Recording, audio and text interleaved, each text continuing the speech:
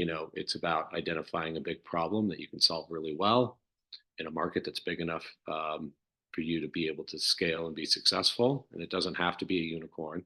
Welcome to Unstoppable Podcast with Harry Sardinas, inspiring conversations with influential millionaires, investors, thought leaders, entrepreneurs who are making a massive difference with their innovative products and services, and sharing the challenges and the wisdom of how they sold their first million. Hello everyone, and today we are with Sharon, an amazing entrepreneur that is gonna share something with you outstanding. So Sharon, can you please introduce yourself and tell a little bit more what you do?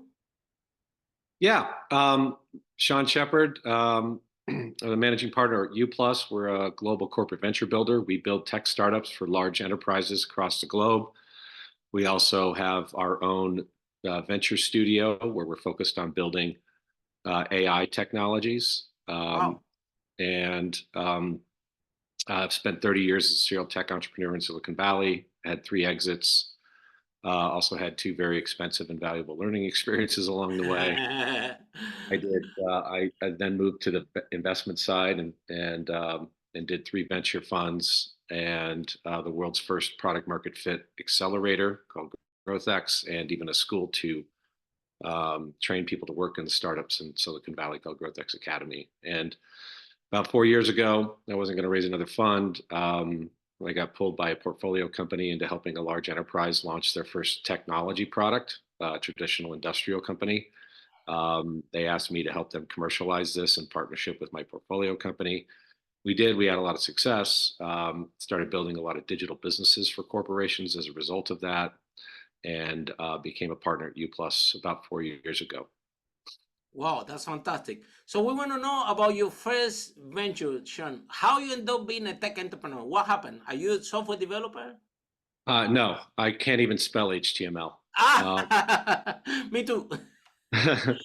I grew up in Silicon Valley in technology. I was very fortunate. My father was a vice president of technology and manufacturing at Intel Corporation for 20 years. Wow. And I was lucky enough to grow up around some of the big captains of industry in giants in Silicon Valley: Andy Grove, Gordon Moore, Bob Noyce, Paolo Nolini, Mike Splinter, um, you know, um, a lot of Pat Gelsinger, um, people who have all been, very successful CEOs and executives in that world. And um, so I was never intimidated by technology.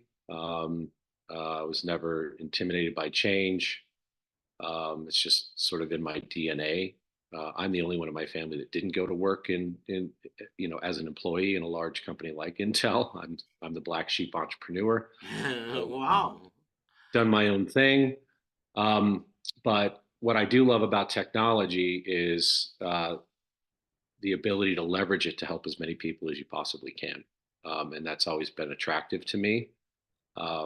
I am the sales and marketing guy. I'm the business person. I am not the tech person. Mm. Um, I do have, I think, developed a skill to translate between humans and engineers, how to solve problems using technology. And that's been my strength. So I've always been able to, not always, but I've always tried to partner with really strong tech people who agree with me that developing the market is more important than developing the product, and focusing on the problem and the customer instead of the product and the technology is more important, because the majority of startups fail, and they fail because of people in markets, not because of products and technology. It's never been easier to, especially with digital, it's never been easier to build and launch products. But as a result, it's also never been more difficult to get traction for those products in the market, because you've got to be able to differentiate yourself around a clearly defined use case. And it's very easy to get distracted and seduced by every opportunity and idea. And one day you wake up and you're out of resources, and, you got to shut down. So, it's about identifying a big problem that you can solve really well in a market that's big enough for you to be able to scale and be successful. And it doesn't have to be a unicorn. or a dragon or anything like that. It can be a nice lifestyle opportunity because if you can support customers, make them successful, and in turn employ people and support their families and contribute in a positive way to society and to the economy, then I think to me, that's the definition of success. 100% Sean, and let's dig deep in that because, in your opinion, right, a lot of here in London, there is a big movement in tech. I'm deeply involved in tech. I have a lot of friends, yeah. And here's the thing, right? And this is the issue that we find with tech pros again and again, that the technology guys, right, the software developers, they are, because they are developers, they are in love with the product, they are in love with the software, and all the resources go to the product, to the software, and then you realize that until you don't sell it, you have nothing. That's right.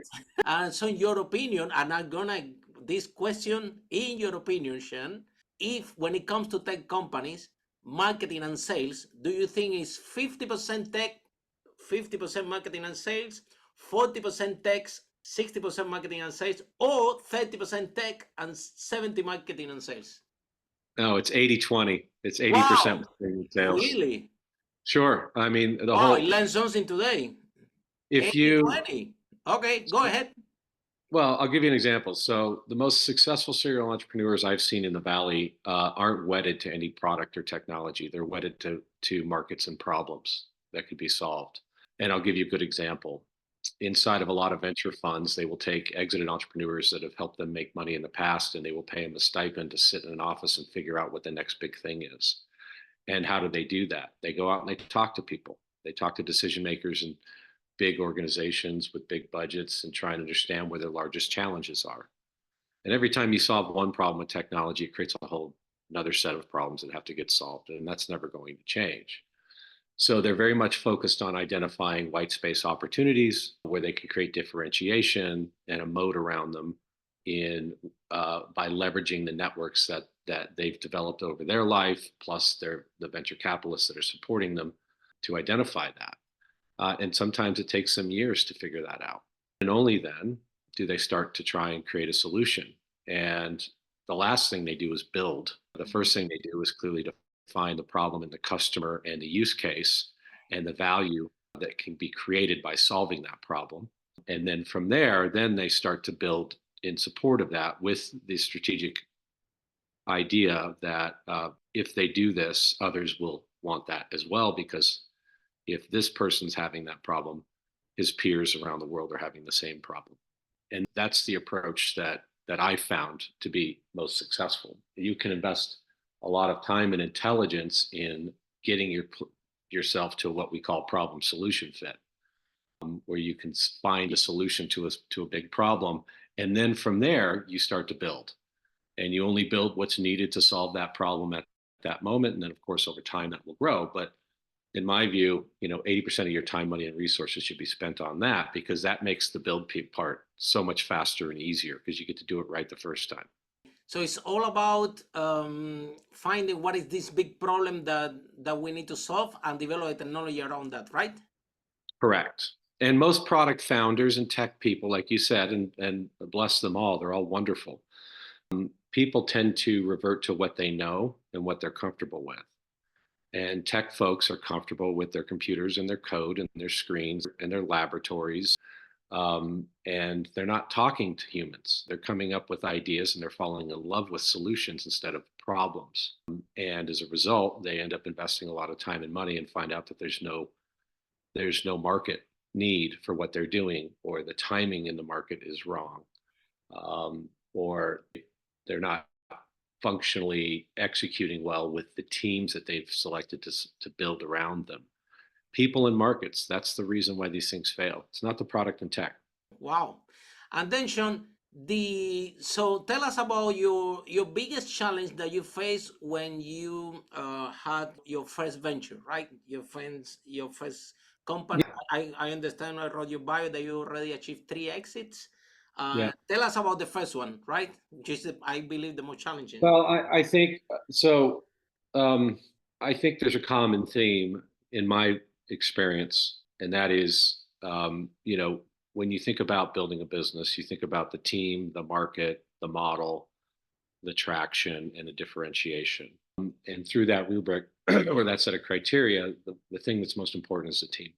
Getting the right people on the bus that you can trust and that you can communicate well with, and that will put the interests of the customer and the problem ahead of their own personal needs, with whom you share similar values and work ethic and grit and determination, and the current what I call the entrepreneurial DNA is what's most critical. Because I've seen incredible ideas, incredible products fail more often than not, and it's usually because of the team. And I've also seen average ideas pivot into amazing ideas because of the team. And I think that's the most important aspect. So for me, what I've learned over time, if I can just frame it simply, is that I've fallen in love with ideas instead of, and that's where I've had the most challenges. And so over time, I've learned that if you find the right people and back the right people, you're going to find success regardless of what it is you're working on. And then, so Sean, in your first venture, were you lucky that you find the right people? Or you Yeah, just deal with it, no, or you just deal with it, and then the next one you find no, a better thing, or you just got lucky, or what happened? no. We found the right people with the right technology at the right time. Mhm. Would I say that team was equipped to scale the business? No, but oftentimes very successful entrepreneurs recognize the stage that they're really good at. Like I'm great at the 0 to 1 stuff, right? I've learned that over time. And This is so very difficult, this part, eh? it's number one, it's the most difficult. Number two, most people aren't even aware it's a thing, but I call it stage relevant teams or stage relevant talent. There are people who are wired to be very good at 0 to 1. There are other people that are wired to be very good at 1 to 2. And then there are others that are wired to be very good at 2 to N. And when you recognize that and you put yourself in that kind of position, you can have a lot of fun and a lot of success. You're still going to fail. Entrepreneurship is just moving from one failure to the next with no loss of enthusiasm. But we got it to a place to where we could sell it to a public company and let them scale it, right? And that's, and I didn't know any of this at the time, but after 30 years of doing this, I've sort of built a mental model around the life cycle of a business, and what I'm good at, and surround myself with people who are good at the other things. But at the end of the day, what I've become really good at is identifying the problem in the customer and figuring out a way to create a solution that creates value for everyone.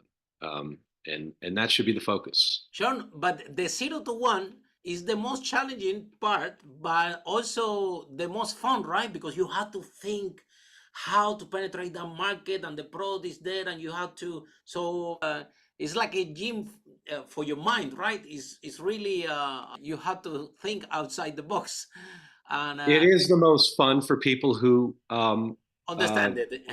well, for people who are built for it, and you'll know if they're built I for it understand because 100%. they love to embrace it. They love to embrace ambiguity. They love to create. They love to help others. They'll be singularly focused on that. They don't mind getting kicked in the teeth on a regular basis because that's what it is. It's challenging. But you'll know if someone's suited for it based on how they react, not how they act, because they're going to just constantly be trying to push a boulder uphill. And like I said, most of them fail. Follow us for more interviews with the world's most influential, audacious entrepreneurs that overcame challenges and adversity, providing you with the blueprint of how they sold their first million so you can grow your business exponentially.